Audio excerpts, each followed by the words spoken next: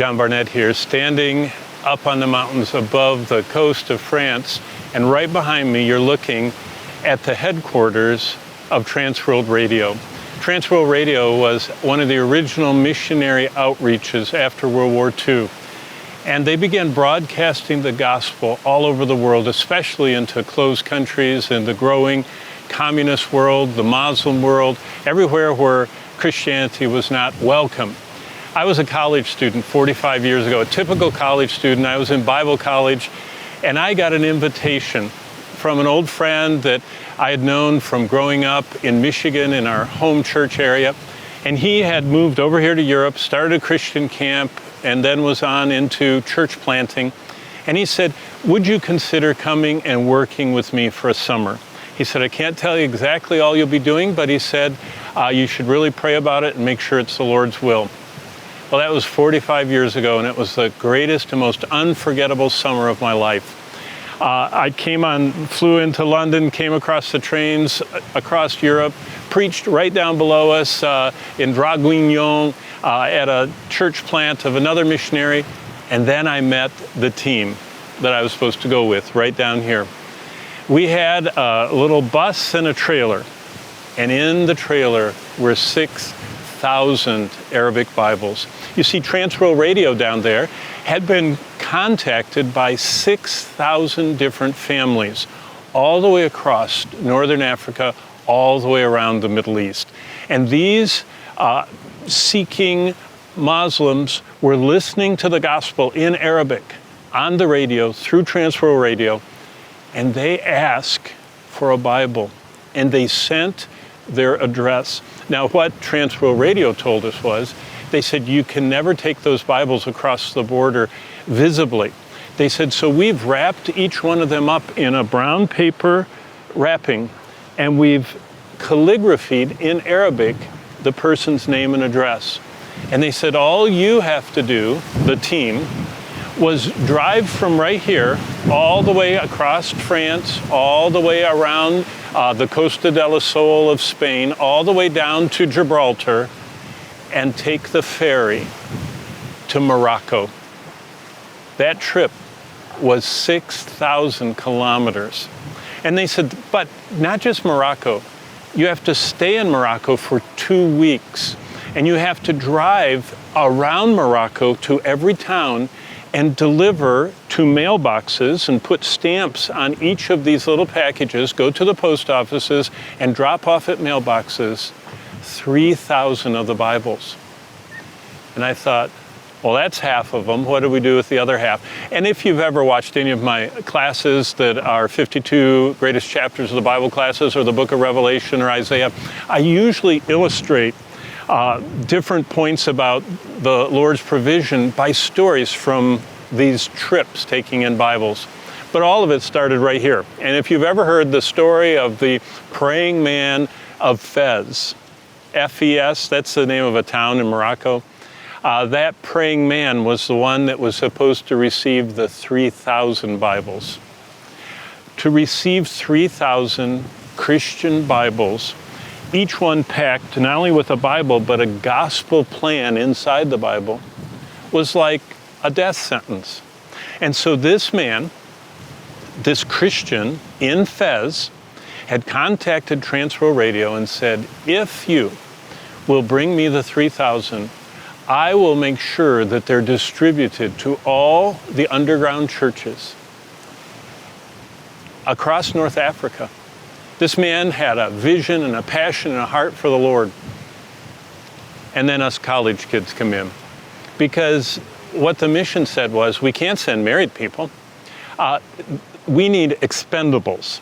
That if something happens, if they go to jail or worse, that there aren't all kinds of families affected, just college kids. And I thought, that's a good way to describe what God wants us to be, expendables. And so we did. We picked the Bibles up here. We drove everywhere I said, the 3,000 miles one way, that way. We got to Fez. The only thing is, this man, it was so dangerous, couldn't give us his address. And so what they had told us is, go to Fez and drive around until you believe the Lord wants you to stop. Well, there were 8 of us. And you can imagine how that went over in the car. And each of the guys in the car said, well, I don't know, but all I know is we should just go this way. So I was the driver and the last one to make a decision. And so we went, each one of us, of the other 7, said, go this way, go this way. And the last one said, I think we should go through there. And I was driving a Mercedes, you know, kind of like a camper VW bus kind of thing with a little trailer behind it. And I looked at that archway and I thought, oh, how will I always think this, how will I ever turn around and get out of there? But he said, I believe the Lord wants us to go through there. And so I started driving through there. And as I drove through there, the walls got narrower and finally it opened up into a huge square. And I went, ah. And then as we were pulling into the square, the sound of the call to prayer sounded. And we had come to the center square of Fez, where the great mosque is, at the call to prayer. And whoa, the sound went out, and all of a sudden people started pouring out of everywhere. And I said, well, it's time for us to pray, because I think we should just stop. I said, everybody's crawling around and going in front and behind and over our trailer hitch. I said, I'm just going to sit still right here. And I just stopped the car, put it in park right next to the curb, and we all bowed our heads and prayed. Not 45 seconds later, bang, bang, bang on my window, and I looked up, and there was the biggest smiling face, bright-eyed Arabic man I'd ever seen, a Moroccan man, the praying man of Fez. And he just looked at me and went. And here's the short story, if you've ever heard the long story. We had pulled up and parked right in front of his second floor window. He was on his knees, as he had been every day since the team left Monte Carlo. It took us over a week to drive all the way to Morocco. He had prayed all the way, knowing we were coming, and said, Lord, there's only one way that those Bibles can get into my house without me losing my life. And that is if they come during the call to prayer, because everybody is going to be in the mosque and we can carry them up. He said, I was on my knees each day praying that you would come during the call to prayer. And he said, I got on my knees and prayed. And he said, I lifted up and looked out the window just as the largest European vehicle that I'd ever seen in my town pulled up in front of my house with a trailer. And he said, I went, yes, thank you. And the Lord answered. And that's just the beginning of the story that I could tell that lasted for 2 summers, that summer and the next summer. And each time God perfectly orchestrated every event. 6,000 Bibles to Morocco, 50,000 Bibles to Russia on another trip, and on I could go. But why am I standing up here above Morocco, or above Monaco? Because there's something else.